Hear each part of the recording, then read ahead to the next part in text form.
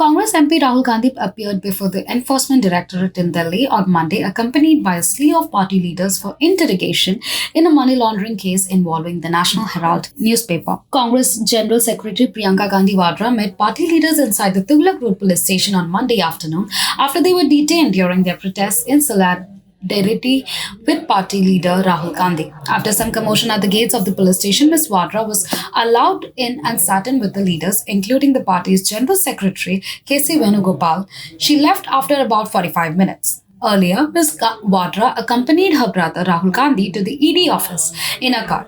They also walked some of the ways as a part of the party's Satyagraha March. Similar protests were held across Delhi despite the denial of police permission and in other places in the country. Meanwhile, as Priyanka Gandhi Vadra spoke with the party leaders inside, Congress workers outside the Tughlaq Road police station were also put into buses and taken away by the police. The Congress march made it through 2 points of barricading but was stopped at the third, where Delhi police have deployed heavy forces. After Rahul Gandhi and Priyanka Gandhi Vadra proceeded forward, many Congress leaders started in a sit-in. Ms. Gandhi Vadra dropped her brother at the ED office and then left.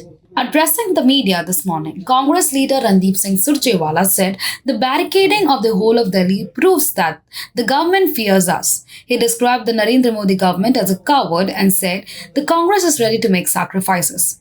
He later also staged a sitting protest outside the ED office before Rahul Gandhi's questioning. Share नहीं ले सकती जी, इसलिए हमारी party ने ही एक not for profit, यानी जिससे आप ना तनख्वाह ले सकते, ना मुनाफा ले सकते, ना कार दफ्तर ले सकते, ना उसके शेयर को बेच सकते, ना आप उसका कोई और फायदा उठा सकते। जैसा आपने फरमाया, एक section 25 not for profit company बनाई और कांग्रेस पार्टी ने वो सारा डेट अखबार का साफ करके उसके बदले में शेयर दे दिए।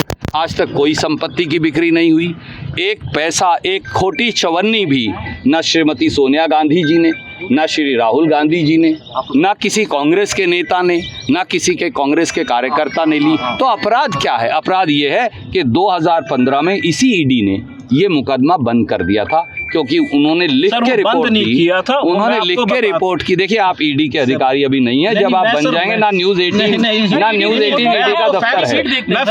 तो सर, मैं आपको इसीलिए बता रहा हूँ। उसके बाद 2015 में उस अधिकारी को, जिसको लगा कि ये बिल्कुल बकवास है कोरी, उसी को ट्रांसफर कर दिया गया। पर हम ये कह रहे हैं, फिर भी ईडी की कार्रवाई चले, हम उनके हर सवाल का जवाब देंगे।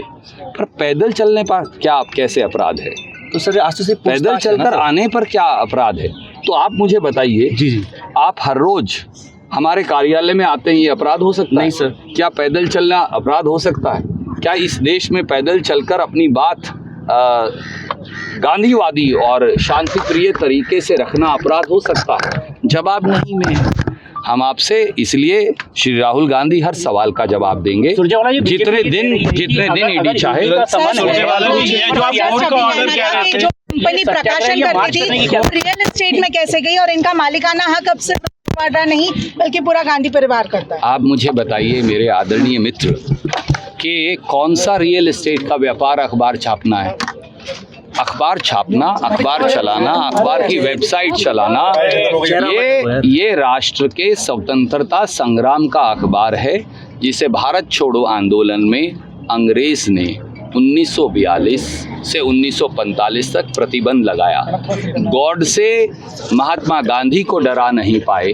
गॉडसे के वंशज जो दिल्ली की सत्ता पर बैठे हैं, वो हमें नहीं डरा पाएंगे। अब हमें धरने पर बैठने दीजिए, मेरा हाथ जोड़कर विनती है। सर, बस नहीं, हम आपको धरने पर नहीं बैठने देंगे। आप कह रहे थे कि हम आपको धरने पर नहीं बैठने देंगे। आप कवरेज सर, कोर्ट ऑर्डर की कॉपी ये रही है जो आप कह रहे थे कि कोर्ट ऑर्डर है, और वो court order sir high court द्वारा स्टे कर दिया गया है श्री मान सुब्रमण्यम स्वामी जी की दरख्वास्त पर। The ED's probe pertains to alleged financial irregularities in the Congress-promoted Young India Private Limited that owns the National Herald newspaper. The newspaper is published by an Associated Journals Limited and owned by Young Indian Private Limited. Here are some of the possible questions that might have been asked by the ED to Rahul Gandhi. Number 1. What was your position at Associated Journals Limited? Number 2. How are you associated with Young India Limited? Number 3. Why did you hold shares in your name? Number 4, did you have a meeting with previous shareholders? If not, then why? Number 5, why did Congress decide to give a loan to Young India Limited? Number 6, why did Congress want to revive the National Herald?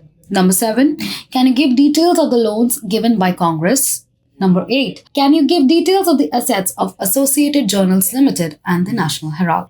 The Congress leader later left the ED office on a lunch break, and then Rahul Gandhi reached Gangaram Hospital to meet his mother Sonia Gandhi and later went back to the ED office soon after the lunch break was over.